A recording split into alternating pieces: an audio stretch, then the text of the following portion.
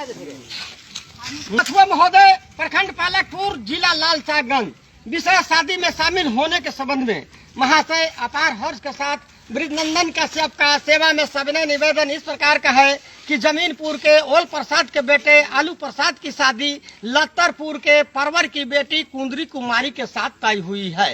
इस शादी के शुभ अवसर पर नेनुआ दादा, झिंगी दादी, कटहल मामा, बोदी मामी, भकुआ भैया, भिंडी भाभी, भंटा चाचा, बैगन चाची, कदुआ काका, लौकी काकी, बड़ा से मौसा, छोटी से मौसी, बांधा गोभी फूफा, फूल गोभी फुआ, ये सब पधार रहे हैं।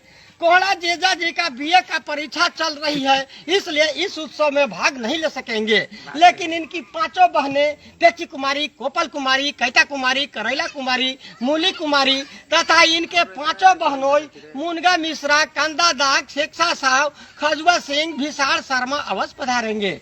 बड़ा सुरक्षित टोकरी यानी ओडिया द्वारा ग्राम लहसुनिया, पोस्ट हल्दी नगर, भया अदरक नगर, थाना धनिया धाम, जिला मिचाईपुर से कल 3:30 बजे दिन में ग्राम गोलकीगंज, पोस्ट मरीजपुर, जिला जीरापुर के सिलौटिया स्टेशन के लिए प्रस्थान करेगी।